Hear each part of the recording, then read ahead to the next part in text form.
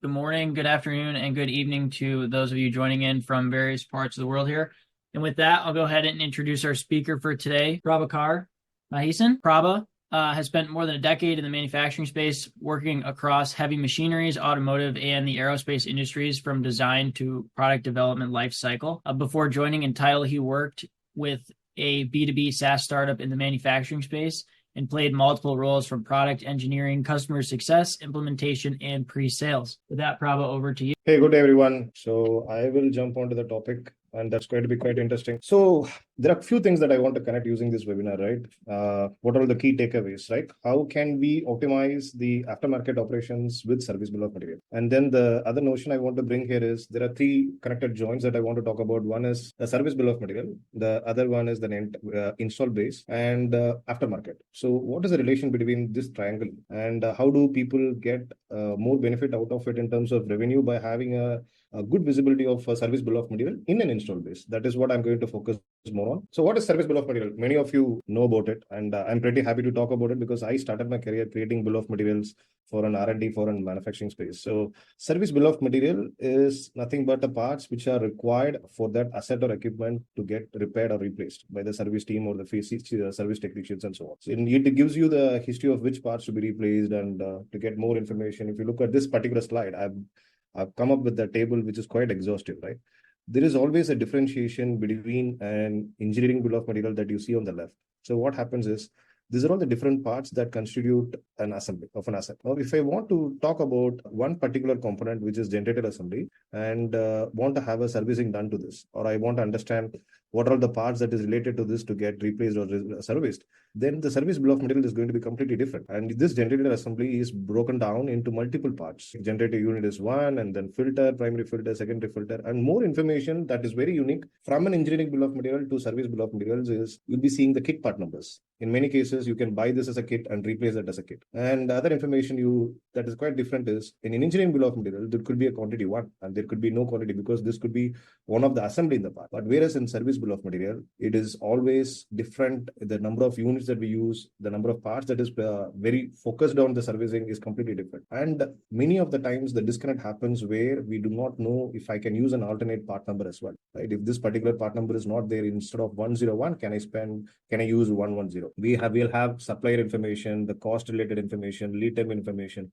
The other very interesting information is to understand whether it's a serviceable part or replacement part or the part which I can use after service. That's what I've mentioned in the top. A service bill of material gives you a synopsis to understand whether this is a part that has to be replaced as an assembly or it is an individual part, or what is the currently running part number and whether that part is serviceable or replaceable. Now, I have put this so intentionally with more informations in the service bill of material. Some of the organizations, they go to this depth, but most of the time what happens is these informations are available in service manuals, maintenance manuals, parts catalog, and so on. Why did I bring all these information together is to set the base about the complexity that we are handling today. Engineering bill of material is different from a service bill of material, and service bill of material is giving informations or sharing informations with the different manuals, right? So there is already a complexity. If I move on to the next slide, I'm going to explore this complexity and how it is going to affect and why service bill of material is very important. So when you have that already an established complexity in handling and service bill of material, on top of it, your install base is increasing day by day. It's like billions and billions of asset management is happening worldwide. When you have increase in install base, there is an increase in complexity. How do we say that?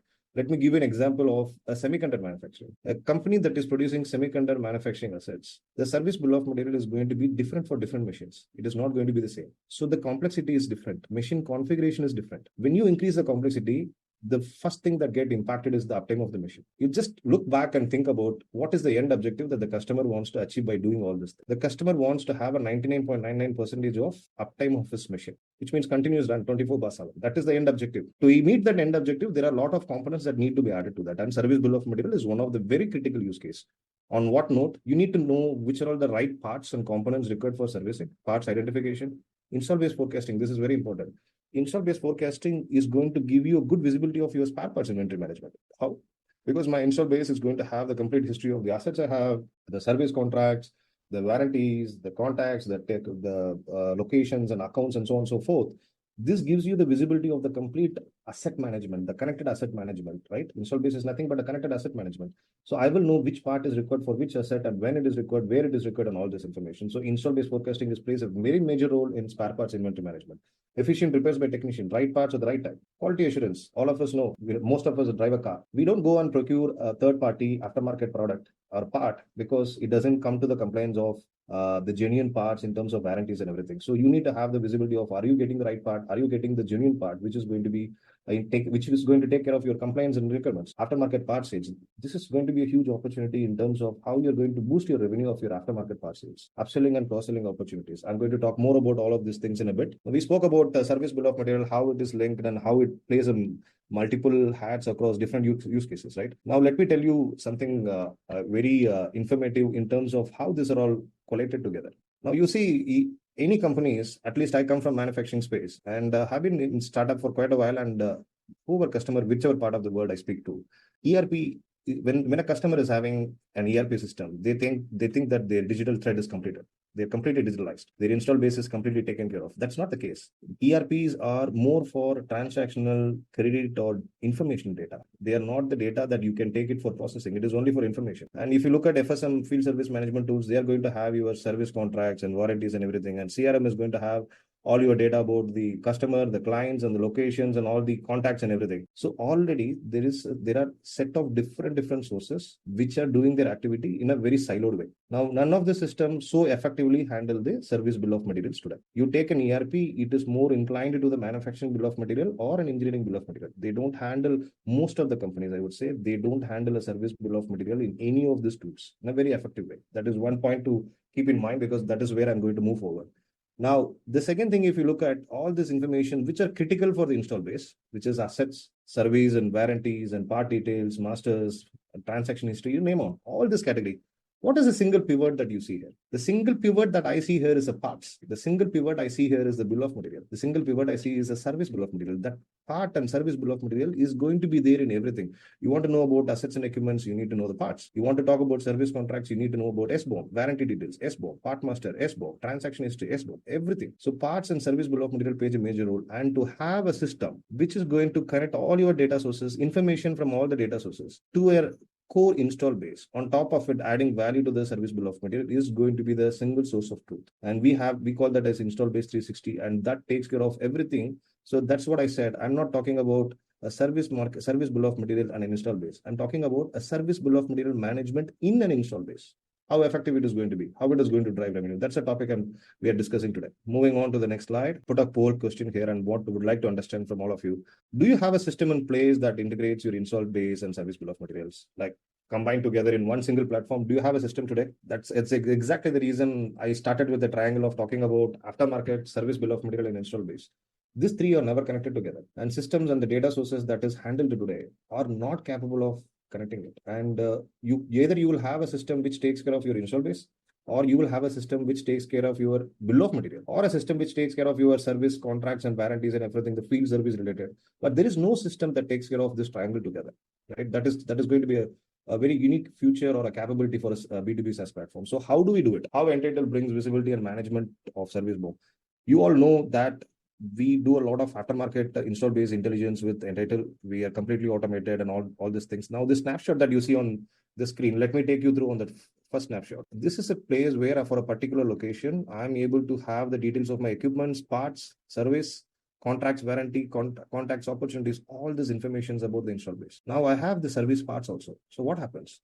When I click the service parts, for this particular serial number, let's say, so you're seeing the serial number of 8904. If I click on particular serial number, this will give me what are all the different parts that are used under this particular asset. Serial number is nothing but the asset identification number or the equipment number, you would say. What are all the different parts that is used under this particular item? We get that information, and on top of it, we also tell you that the current part number is replaced. This part number is replaced with this part number. This is one of the very critical information. On top of it, we will also tell you that where used or installed on. This particular part number is used in how many machines, how many assets. Why are we having all this information? Because this information is very, very critical. You take an example, very critical scenario. Let's take a machine is down. And there are two ways this situation can be handled. The very traditional way is the service technician goes to the particular site or the location where the downtime has happened. and they look at the machine to identify which spare parts has to be replaced. This is number one. Another way to handle this is you know which parts to be handled, but you go through all the service manuals and parts catalog to understand which is the right part number that I have to use today, the service manuals to understand what is the procedure and so on. So you have to go through all this maintenance manual and all this manual per se to understand which is the right part to use. And many a times, if your parts catalogs are not updated, you will not replace the machine with the right parts, or the customer will not order the right parts to you. This happens many a times. Having that visibility in an install-based platform is very, very critical. And there are many use cases, right? I'm going to talk more about it. There are many use cases. Let me go to this very interesting slide. How can an effective service BOM maximize the revenues in industrial OEM, right? What are the different use cases and what are the different revenue parts we can talk about? Now, using service BOM can create a cross-sell and upsell opportunities, right? I read a very good article a couple of months back, which is basically from McKinsey. Any industrial OEM or any manufacturing space, they are more focused on building new machines, bringing new products into the market and everything. But the real fact is, it happens all over the world. But the real fact is, aftermarket sales and service is always a less prioritized segment. Okay. But the fact is, the EBITDA that you get out of a new equipment is 10%. Okay. But the same EBITDA or the profit margin, I would say, that you get out of an aftermarket sales and service is 25%. So this untapped or underrated segment has got huge opportunities in terms of cross-sell and upsell. One typical example of cross-sell and upsell is you buy a Tesla vehicle, you get a battery pack saying that, okay, you get this 500 kilowatt per hour battery pack and it will give you a mileage for, let's say, 3,000 miles. And then after a period of time, you get an upgrade system saying that, oh, we have upgraded from this to this. And if you use this, you'll be able to get, like, say, another 2,000 miles. So this is a potential example of upsell and cross-sell and all these opportunities. This is one of the key areas that we can tackle. What more you can stand to gain? 5K saved per minute. Giving an example, I'm running a production line, for example, and the per minute production of my production line parts is, let's say, $1,000. And if there is a downtime for 5 minutes, what is the total cost I incur? $5,000. Just in 5 minutes, just in a minute, I lose $5,000. So keeping your machine uptime 99.99 is going to be the most critical thing. And how can you drive this? If you are able to make premium packages, for example, to get your customers pay for your premium packages to keep their machine running 99.99% of the time, they are going to pay for it. That is one of the very potential opportunities to minimize the downtime and repair. Fixed rate boost, right? 25% fixed rate boost. Like I gave an example earlier. If I know which part I need to fix, which part I need to replace, which part I need to repair in my first go, all this burden that the field service technicians or the service managers that they go through is no more required, because I'm going to a place where I know, okay, this is a machinery, these are all the parts used, this part is used in this particular location, this is a serviceability of this part, the part has got so-and-so transaction, all information's in one place. So that is going to increase your first time fixed rate boost. Inventory optimization. There is no point for us to order parts which are no more in practice, or the parts which are not going to solve the problem that the customer is facing. So it's always important that to have a granular knowledge of install-based components that is going to be used, and only having an install-based platform can drive this. You cannot drive this by having an ERP, because they are not aware of which machine is running where. All of us use a vehicle. I have a machinery on my own. After the coverage period of warranty and service, nobody bothers about it, and nobody knows today what is a part that I have to replace. I know what are the problems, I go with my machinery, but nobody comes and tell me, sir, you have this opportunity for you to go and replace. Nobody knows that. So inventory optimization is very, very critical. Service profitability gain. This is again from one of the very famous service max study. SBOM integration will give you a good repeatability in terms of service, good customer satisfaction, clarity, bringing the right parts on time, all the above that I said exactly is going to give you good service profitability. These are all many different areas where we can tap and focus on. Now, putting a good summary out of. So we started with an SBOM and we went a little bit on understanding what is the complexity of SBOM, and then the complexity of having an enlarged install base and uptime and downtime and everything. And then we spoke about multiple use cases where the SBOM can be used, and then a good summary on what are the different market revenues potential we can focus on. Now, as I said, and we don't have a single tool today in the market which takes care of your install base and aftermarket business together, handling a service bill of material visibility.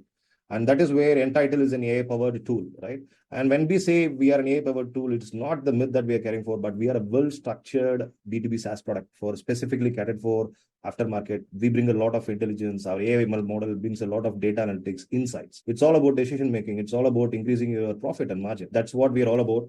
Talk to us, and there is a QR code that you can see on the screen. Please talk to us. We are happy to talk to you, understand your data model, And the data unification and data cleaning, what we do is highly incomparable in terms of the quality of the data.